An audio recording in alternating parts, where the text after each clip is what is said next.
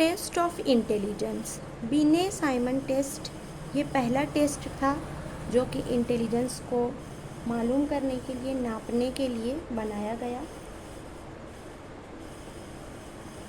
इस टेस्ट को 1905 में अल्फ्रेड बिने ने मुतारिफ़ कराया।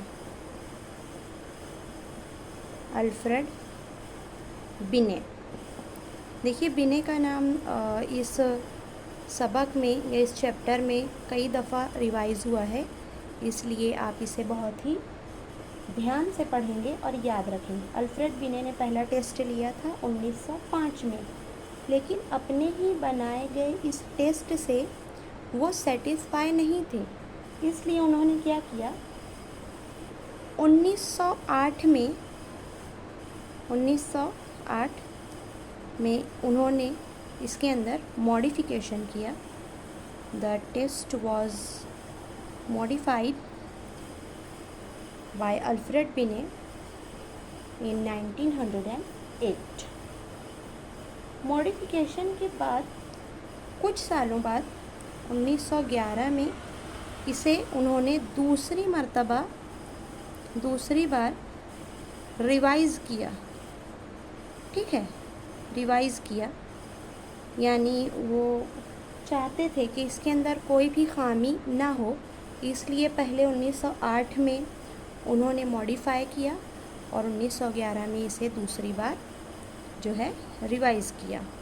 ठीक है, तो ये इतना आपको याद रखना है। पहला टेस्ट जो था बिने साइमन टेस्ट 1905 में मुतारिफ़ करवाया गया, अल्फ्रेड बिने ने इसे मुतारिफ़ कराया और 1908 में उन्होंने अपने ही टेस्ट को पहले मॉडिफाई किया और 1911 में दूसरी बार उसे रिवाइज़ किया।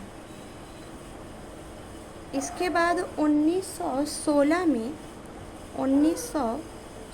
में टर्मन, इनका नाम भी कई दफ़ा रिपीट हुआ है। टर्मन ने इस टेस्ट को एक नया नाम दिया, स्टैनफोर्ड बिने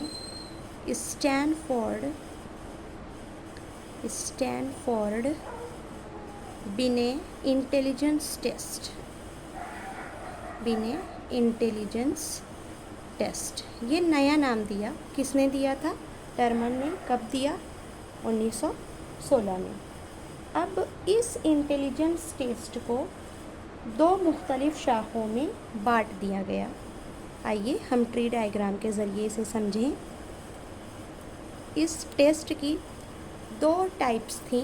पहली जो टाइप थी इंडिविजुअल टाइप का टेस्ट, इंफिरादी,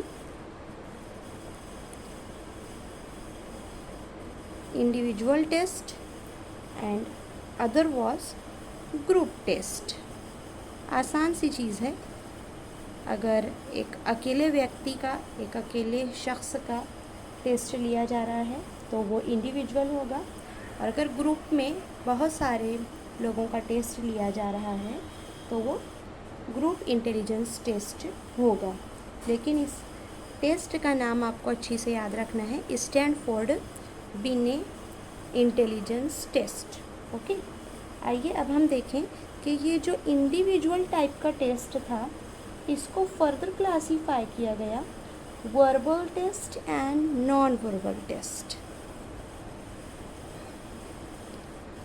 वर्बल टेस्ट, वर्बल जिसमें ज़ुबान का इस्तेमाल किया जाए, एंड नॉन वर्बल जिसमें सिंबल्स वगैरह का इस्तेमाल किया जाए। ओके, बिल्कुल इसी तरीके से ग्रुप टेस्ट को भी दो शाखों में बांट दिया गया।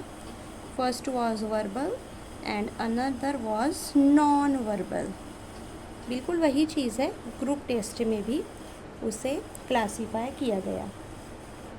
अब आप सोचेंगे कि नॉन वर्बल टेस्ट इसमें क्यों शामिल किए गए?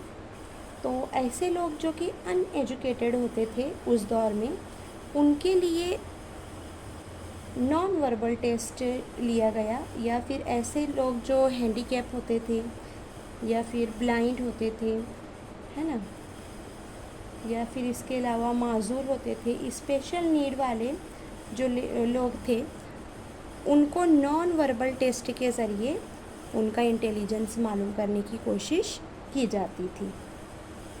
ठीक है, तो मैं समझती हूँ कि यहाँ तक की कहानी आपको अच्छे तरीके से समझ में आ गई होगी।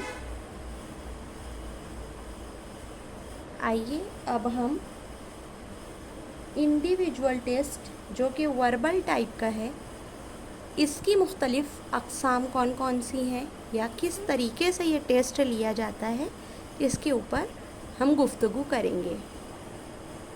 तो आइए हम देखें कि जो इंडिविजुअल टेस्ट थे वर्बल टाइप के, उनको फर्दर क्लासिफिकेशन किया गया स्टैनफोर्ड बिनेट टेस्ट और दूसरा है Terman Merrill revision test. Terman Merrill revision test, इन दो टेस्ट में वर्बल टाइप के इंडिविजुअल टेस्ट को बांट दिया गया। अब देखिए, क्वेश्चन यहाँ से बहुत ज़्यादा कभी पूछा नहीं गया। आपसे बस ये पूछा जा सकता है कि जो बिने साइमन टेस्ट था, उसका नाम जब बदल करके नया नाम रखा गया तो क्या नाम था। इजी है बिल्कुल, स्टैनफोर्ड बिने टेस्ट, आपको ये याद रखना है।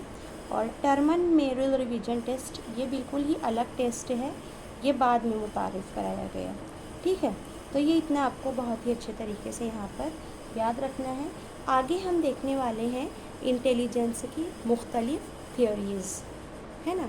इस सबक में देखिए थियोरीज़ के ऊपर से बहुत ज़्यादा क्वेश्चंस आपसे पूछे जाते हैं और अब हम वही डिस्कस करने वाले हैं।